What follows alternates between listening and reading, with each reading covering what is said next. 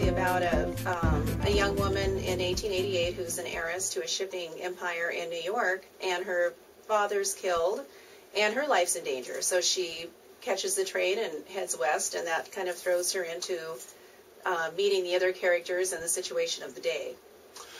Well, it sounds like a good movie, actually. I'd like to think so. Well, let's play what if. Okay. So that's your protagonist. Mm-hmm. What's the young girl's name? Kate. Kate. Mm-hmm. And she meets, obviously a romance novel, so she meets somebody here. What's the name of... actually she meets the man who becomes the hero, if you want to say that, on the train west. And he's a sheriff, a former Texas Ranger, who's leaving for his reasons that you learn when you read the book, and heading west to a smaller town, smaller position, he thinks. And so they actually meet on the train. Awesome.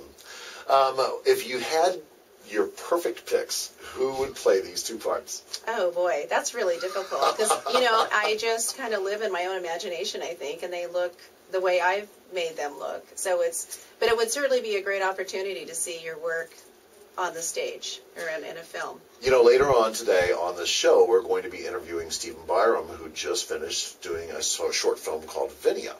So maybe by the time this is ready to be made into a film, he can be the director. Wouldn't that be the coolest thing ever? That would be great.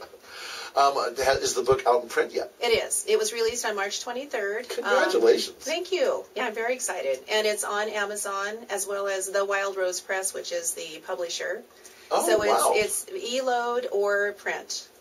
So that's great that you have a not only an on-demand print, which is obviously Amazon, but you also have Wild Rose. It's just great.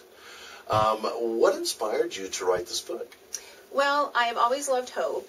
Actually, I guess I should back up. I've always been an avid reader who, in the early 80s, decided I should be able to write a book.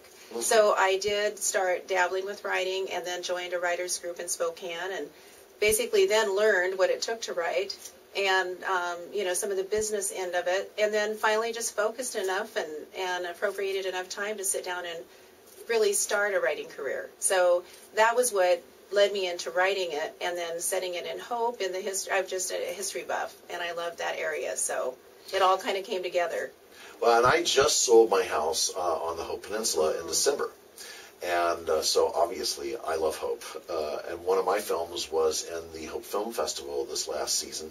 So I just think it's a great setting. What a wonderful idea. And that was when they had the turnaround point. It was. It was. So Hope was the big deal. Sandpoint was kind of an afterthought. It really was just a, kind of a sand barge place at that point. So it was the center of all of Idaho, basically.